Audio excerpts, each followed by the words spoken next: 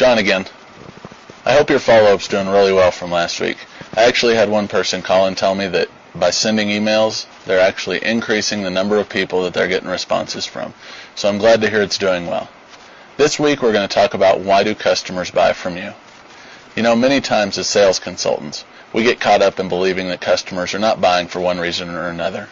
We believe they have bad credit, they're just shopping, we don't have what they want, or a variety of other reasons that we put into our minds.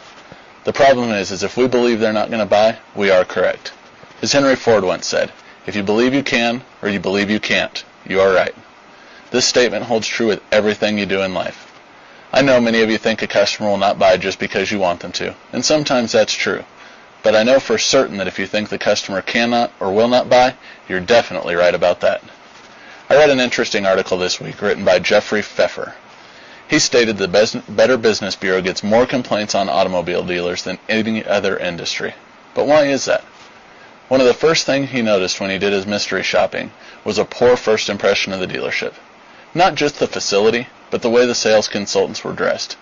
In addition to that, when they arrived, the sales consultants seemed unexcited. And finally, they didn't seem to know their product very well. Now you might be saying that's not me, but you need to look around at you and your dealership. Make a good impression with everyone that drives onto your lot. And remember, you need to think of this as your lot. Don't let trash be lying around. If you see something, pick it up. Make sure you're dressed well. I know people say every day that we're dressed much more casual in today's environment than the past, but I believe you can still dress to impress. Even if you're not wearing a suit or a tie, make sure your clothes are clean and pressed. Make sure your shirt's tucked in. And finally, smile. Be enthusiastic. It'll translate over to your customer. Just by doing these small things, you're going to create a much better first impression, which increases your chances of success. After reading that, I decided to do some research about what motivates people to buy from a particular business.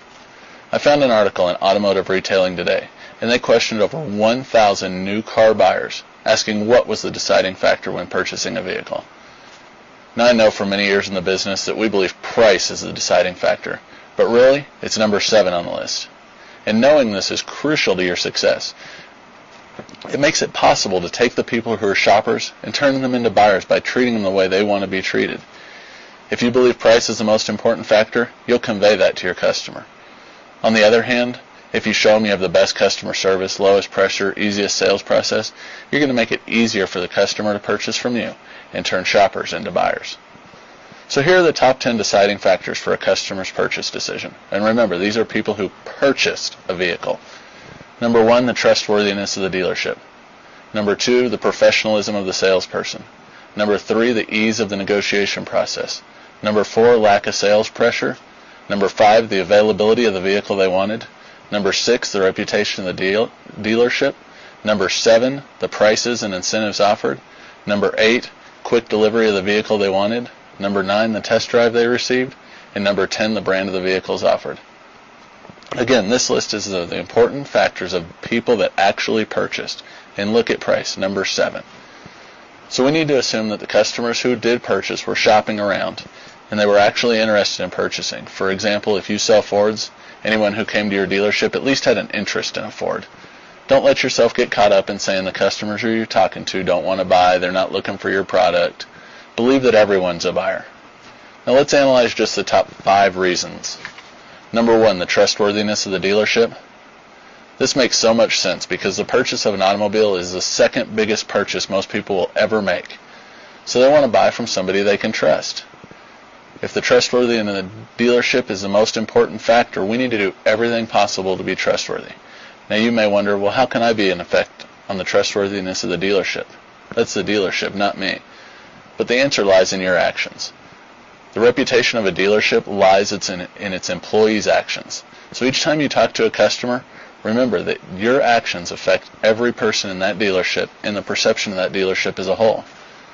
So even if somebody's not going to buy and they seem standoffish with you, treat them with respect and give them 100% of your effort. This creates a trustworthy environment. Number 2, the professionalism of the salesperson. This is you. So in order to be more professional, what can you do? You need to practice your sales skills, practice your people skills. You need to learn how to work properly with the customer in a professional manner, and then practice those skills every day until you know them perfectly. Now this requires hard work and dedication, but you have an opportunity to be extremely successful in this industry, and the rewards are worth the hard work that you put into it. Number 3, the ease of the negotiation process. Now you may wonder, how can you make the negotiation process easier for you? You might have a customer or a manager that likes to go back and forth negotiating, but most customers dislike this part of buying a vehicle. They say it takes too long. They don't mind negotiating for 1 or 2 times, but going back and forth gets stressful for the customer and the sales consultant, and ultimately it reduces the income that you and the dealership both make. If you take the time to learn your customers' wants and needs and you build value in your product, you're going to reduce your negotiation time and increase your customer sales and satisfaction. We've all said the happiest customers are the ones that we make the most money on, right? You know why that is? It's because you built value in the product. The customer didn't feel a need to beat you up on the price because they sensed that the vehicle was worth what the price was. Number 4, lack of sales pressure. None of us like to feel pressured when we're purchasing anything. And since an automobile is a big purchase decision for people, they want to feel they're making the right choice and not like they're being pressured. Customers perceive sales pressure when we haven't built value in the product. When we keep asking them, what's it take to earn your business? What's it take to earn your business? That's pressure to them. You can overcome this by learning how to build value and learn a variety of closing techniques. Instead of just saying, what's it going to take to earn your business? You need to learn new closes. You need to learn to build value in your product based on what those customers' wants and needs are. Now, saying we want a lack of sales pressure does not mean don't ask for their business. It means build value and then ask for the sale. And the final, number 5, the availability of the vehicle they want. Now, this is really the only factor you can't control. As a sales consultant, you have no ability on which vehicles are sitting on your lot, how much stock's there. But what you can do is find out the customer's wants and needs and find the vehicle that's going to closest match those. If you do a great job with each customer, you're going to be able to find a vehicle that fits what it is they're looking for. And if you can't, there are other vehicles out there you can order, you can do locates. There's a lot of different things you can work with your manager on. So certainly, build value, find out their wants and needs, and you'll be able to make this objection go away. So now, looking at these top 5 reasons for purchasing a vehicle is encouraging. And why? Because you as the sales consultant have the control of 4 out of 5 of them, the top 4 out of 5. So by doing a good job at practicing your sales process, working with your customers, finding out their wants and needs, you're going to be able to earn their business. Each time you get ready to talk to somebody, remember, smile. Put a big smile on your face. Be enthusiastic. Have a great attitude. And remember these top 5 reasons. You know, accurate information is the key part to motivation. I can't sit here and give you a motivational speech that's going to help you sell cars, but I can give you the facts. And these are the facts of what people said about buying a vehicle. So keep those in mind. Don't let price get in the way.